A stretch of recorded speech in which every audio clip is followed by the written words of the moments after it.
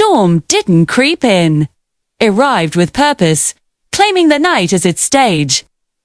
The wind lunged across the dunes and slammed into the beach house, rattling the old glass panes in sharp bursts. Out on the water, the ocean roared in long, rolling waves that carried both a warning and an invitation. Rain fell hard and relentless, spilling across the windows until the whole world outside blurred into silver streaks. Lightning lashed across the sky, carving the dark open for just a breath at a time. Inside, the kitchen held a dim, warm glow. Lena stood near the window, a mug of tea grown cold in her hands. Her eyes moved with the waves, as though she could read something hidden in their turbulent patterns. She felt a kind of tiredness that sleep couldn't fix. The storm matched her mood too closely. It had been months of unraveling. A divorce she never wanted. Trust that had worn thin. Hope that came back only in small, uncertain pieces. She'd come here, to this quiet beach house with her son Noah, for a fresh start. She had hoped the quiet would heal her. But tonight, the ocean felt louder than her resolve. The back door opened, and Adam stepped in from the porch, shaking water from his dark hair. He carried 2 towels and left a small trail of rain behind him.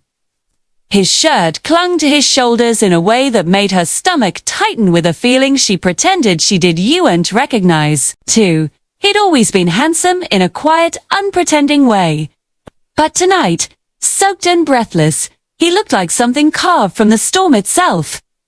He didn't speak at first. He just draped a towel around her shoulders, his touch careful and gentle.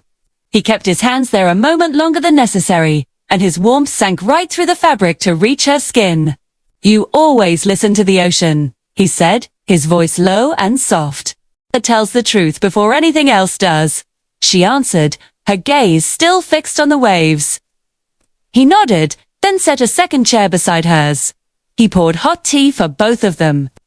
When the next crack of lightning lit the room, she felt it, that familiar pull toward him. A pull she had always kept tucked safely behind friendship, behind years of shared history, behind every reason she had ever given herself to stay safe. But tonight, safety felt so much smaller than the truth. Thunder rolled through the walls, a deep, resonant rumble. Adam leaned slightly closer and reached for her hand. The touch was subtle, a brush of fingers at first, then a slow, open contact. His skin was warm, steady. She felt her breath catch, then settle into something deeper, calmer. They started to talk, but not about surface things. The storm made honesty feel natural. They spoke in soft confessions, sharing old memories and small hurts they had never named before. Too, they spoke of moments of gratitude they had never shared out loud. With every spoken truth, they pulled closer, stitch by stitch, until she felt wrapped in something tender and real. She laughed at a story he told about college, a genuine, heartfelt laugh. And Adam smiled in a way that softened every sharp corner inside her. He shifted his chair, then moved to sit on the arm of hers. His knee brushed her thigh. His breath touched her cheek. She felt her pulse respond, warm and fast, a heat rising beneath her skin.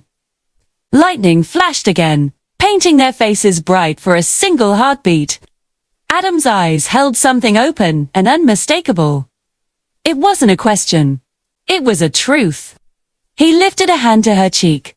The touch was slow, gentle. His thumb traced the faint line near her eye. Every part of the gesture carried years of unspoken care. She leaned into his palm, her body answering him before her mind even had a chance to. "Lina," he whispered. The way he said her name felt like a promise. She took his wrist lightly, guiding his hand closer, letting him feel that this was wanted, not just tolerated. Not merely welcomed. Wanted? His breath hitched. Hugh moved in, inch by inch, giving her time to pull away. She didn't. Their lips met in a soft, searching kiss that melted something deep inside her. It grew. With every slow pull of breath, every gentle press of his mouth, the kiss deepened into something warm and certain. Her hand slid into the damp fabric of his shirt. His fingers curled behind her neck. Their closeness filled her chest with a powerful mixture of relief and desire. When they broke apart, she exhaled softly against his lips. "We are crossing something," she whispered. "I know," he said. "But I want to cross it with you." He kissed her again. Longer this time. Fuller. Their bodies leaned into each other in one slow, inevitable movement. Heat curled through her. His hand moved down her arm with deliberate tenderness.